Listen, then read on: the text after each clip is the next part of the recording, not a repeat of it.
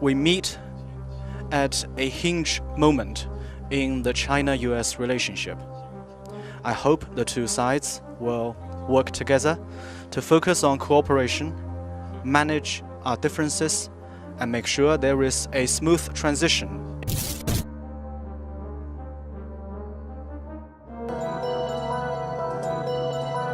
You're watching RT International live from Moscow with me, Nadira Tudor. Welcome to the programme. We start with breaking news this hour. Russia's Minister of Economic Development has been detained over accusations of corruption.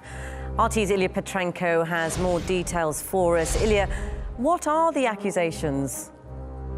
Nadira, hi again. Well, we understand that a criminal case has been opened, and if this really develops into a fully fledged persecution of Alexei Ulukhaev, who is Russia's economics development minister, that is really going to be a very big deal in this country, a major corruption scandal, and the minister could end up facing from 8 to 15 years behind bars. Now, according to Russia's investigative committee, the reason for this detention is that Mr. Ulukhaev is suspected of receiving a $2 million bribe for, quote, a positive assessment to allow the privatization of the Bashneft oil company. Now, to be precise, this is allowing Russia's oil giant Rosneft to buy 50% of Bashneft's state-owned shares. The press secretary of the Russian president, Dmitry Peskov, has already commented on that, saying that the accusations are very serious, so they require a thorough investigation, but everything will be up for the court to decide. Now, this could be part of Russia's wider crackdown on corruption. Just this year alone, we've seen arrests of top officials, including 3 governors and also a senior police official, after more than $100 million in cash were found in his apartment. But of course, the detention of a federal minister is something unprecedented.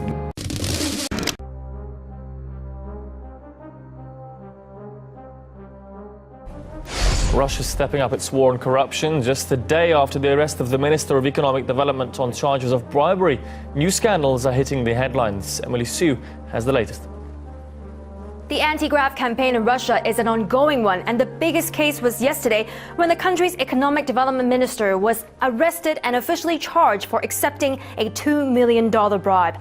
Now, Alexei Ulukhaev has denied all charges and pleaded not guilty, even though he was reportedly caught red-handed accepting the bribe to endorse a state takeover. President Putin has already dismissed Ulukhaev from his post, citing the loss of trust. And here's what the Prime Minister had to say about his case. What happened once again confirms the immutable conclusion that absolutely everyone, including any representative of authority, whatever position he may hold, is equal before the law. The final point in the whole of this process, as well as in the guilt or innocence of a former government member, should be made by the court.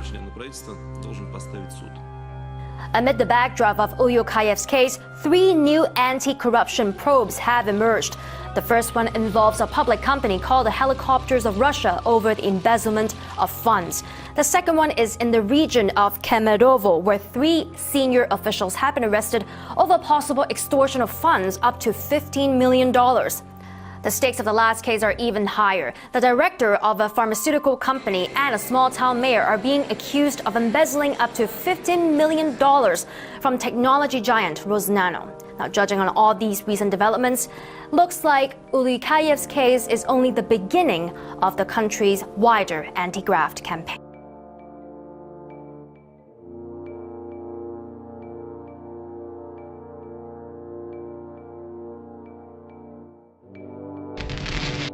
I want you to keep in mind the most important thing, period. At this moment in our history, in order to establish or to defeat a one-world government, the Russian constitution is the key factor. The group of people who will have the total control over the Russian constitution, that group will be the boss of this world. Whether you agree or disagree, but real facts speak louder than anything else.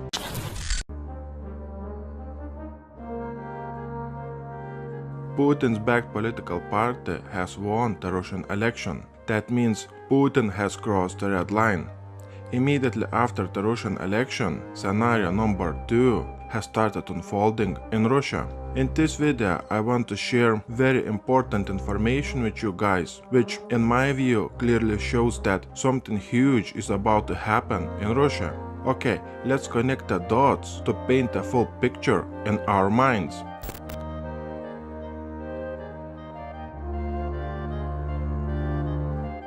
We have two key things which will happen very soon. Those two things will be the trigger to start a global chaos. I am talking about a referendum in Italy.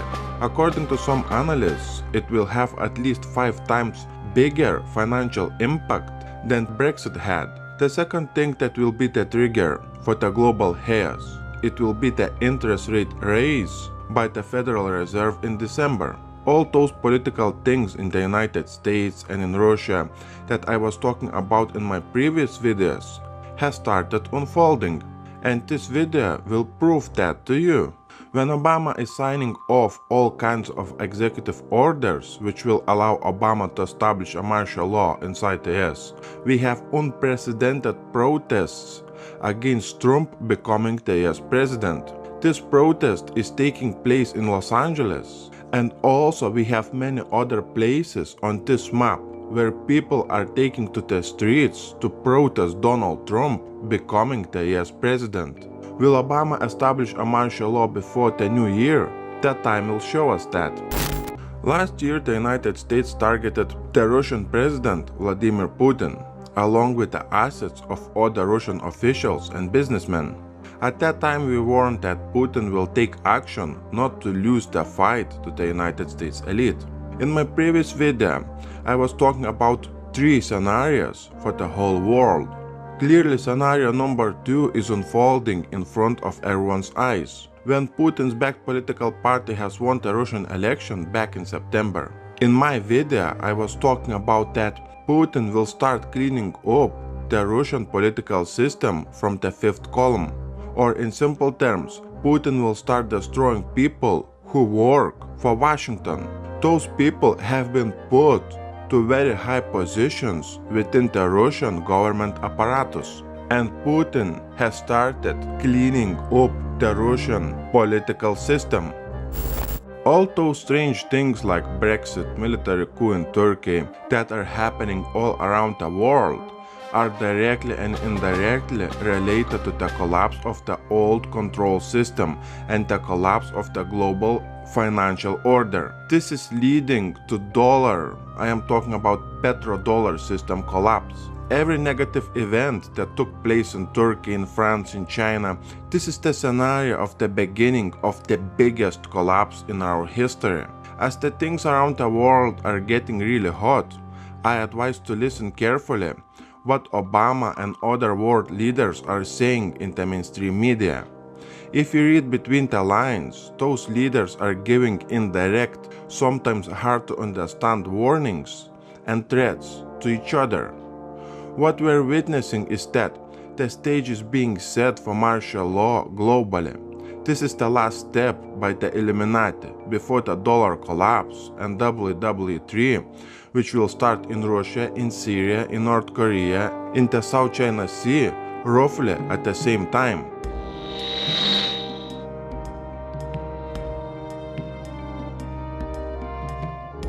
Everything seems to be lining up. All the recent movement of the military vehicles, all those videos on YouTube on UN vehicles put in different places in the United States, the potential global economic collapse which will start in Europe this year, referendum in Italy in December, countries in Europe telling to their citizens to prepare for something big, but they wouldn't tell us what is about to happen, FBI warning of a major event, preparation for martial law and riots in the US, and this not usual warning test of the United States national broadcast system. Not to mention the election inside the United States that will change this world forever.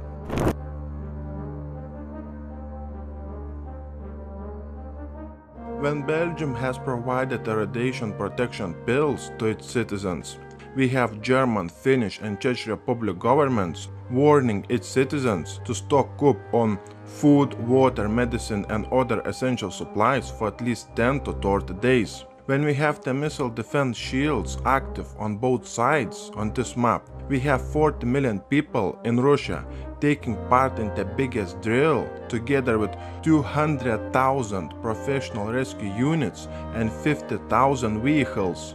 Why the whole country was training to go to bunkers during October 4th to October 7th? 40 million people who live in Russia, including all levels of the Russian government apparatus, was participating in a civil defense emergency drill. The civil defense team will train for man-made disaster, radiation, chemical and biological protection. While the Russian ministry does not specify what kind of man-caused disaster it envisions, it would have to be a substantial one. For 40 million Russians to take part in the emergency preparedness drill.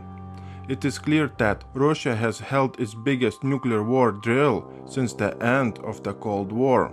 Protect those countries from immigrants. Let me ask you, what immigrants? This is a cover story for something much bigger. Authorities in Norway have decided to build a fence at the only checkpoint on the border with Russia, in a bid to prevent a new wave of immigrants crossing. Baltic states have been building an enormous 250-mile-long fence along Europe's eastern border with Russia, in a desperate bid to hold back the immigrant influx. Latvia has built a fence on its border with Russia in order to protect against illegal immigrants entering the European Union.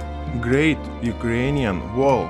Kiev has spent $200 million on Russian border defense. It is clear that those countries bordering with Russia are building those security fences in the place where WW3 is about to start. What is the point to spend nearly $500 million on the border